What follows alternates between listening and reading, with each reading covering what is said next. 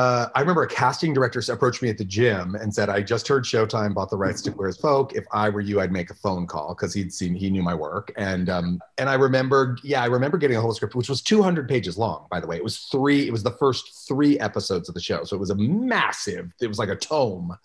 And I remember reading it and kind of having my mind blown. My agents, I don't know that they had read it. I think they had sort of heard about it and heard it was going to be splashy or whatever, but they were like, whatever. My manager, who was openly gay, was all for it until we were screen testing. And when we were screen testing, they sent over a regular contract, which was indeed a terrible contract financially. But it came with a 20-page nudity writer. A 20-page nudity writer. It was 2 pages describing that you're agreeing to participate in this kind of storytelling, and then it had like 18 pages of the script attached to it that were sex scenes, basically between Brian and Justin, saying even if you're not doing these in the pilot, you are going to be called upon to do scenes like this, and you're agreeing to do it. And my manager called me when that came through and was like, "You're not doing this show." And I was like, "I'm sorry, what?" He's like, "You're not doing this show." He was like, "It is so obvious your career is about to happen." He was like, "You're testing all the time. You're about to pop." He's like, "I'm just afraid that if I try to take you to ABC, they're going to say, I can't put him on ABC. I just saw him getting ass fucked over on Showtime." During the filming of that first season, they didn't want you to see anything that you guys had shot already, the way it was being cut together. What was your reaction to seeing the actual show for the first time? It was like, we knew the show had been a big hit in the UK, and we knew we had a chance of being a really big hit as long as they didn't back down, as long as they didn't Americanize it and make it safer and more palatable to people. As long as we stayed in your face, we knew this was something special. And I think when we saw it, and like the first 15 minutes is basically, Justin getting rimmed, we were all like, oh shit, we did it. We did the thing. We did the thing. And I remember all of us kind of piling on Gale and just being like, you're about to be a giant fucking star.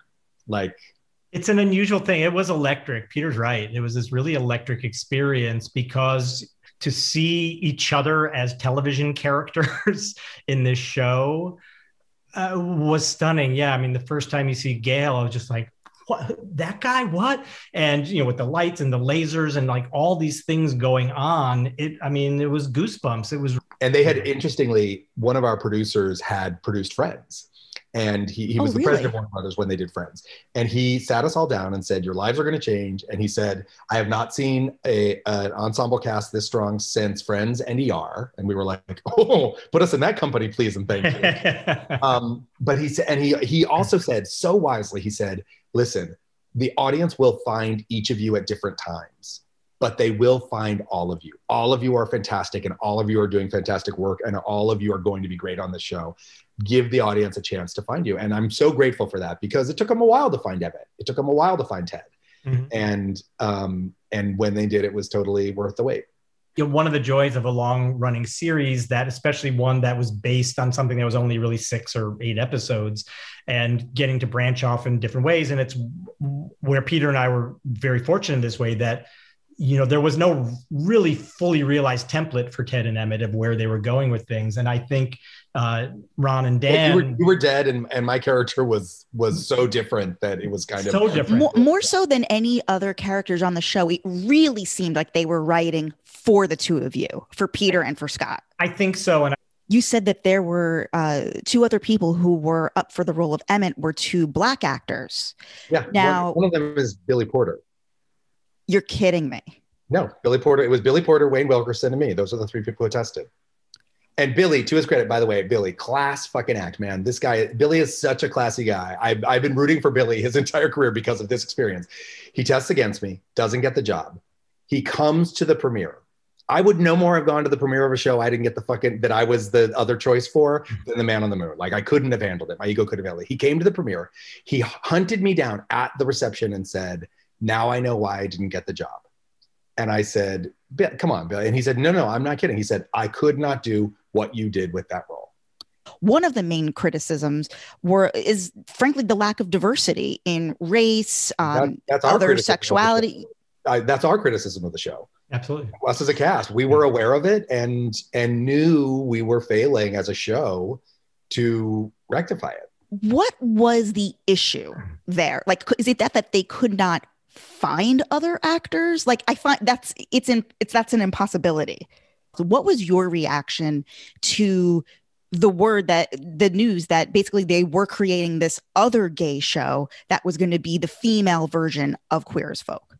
I was thrilled that they were going to get to kind of play central. And you know, I had watched Michelle and Taya really struggle with being kind of sidelined during our show. And, you know, really only getting to carry stories around giving birth and how they related to Brian.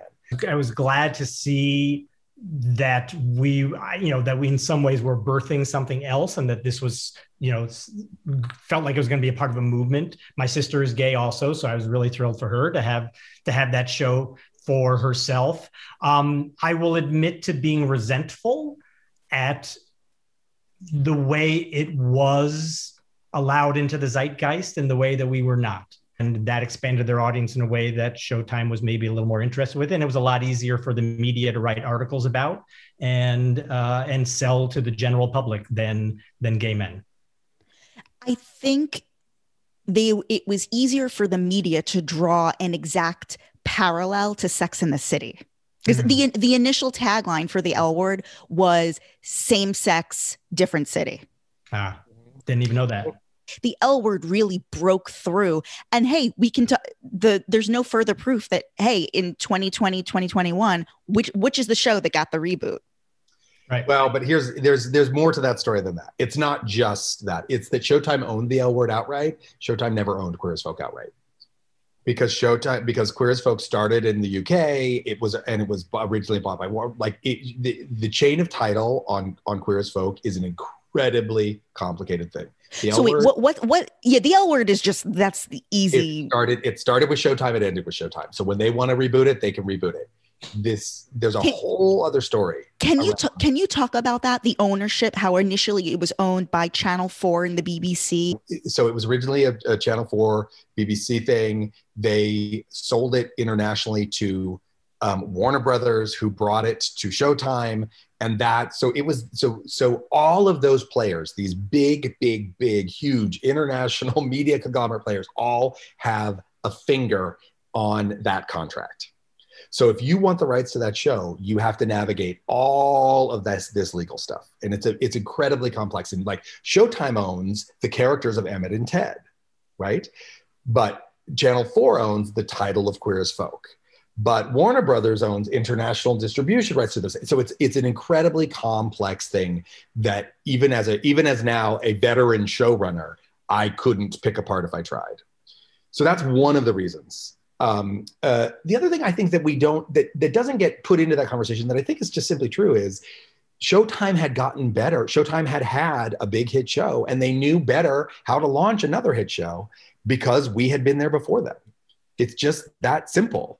And I do think that, you know, women get press because they do glamour magazines. You can put Jennifer Beals on the cover of Cosmo.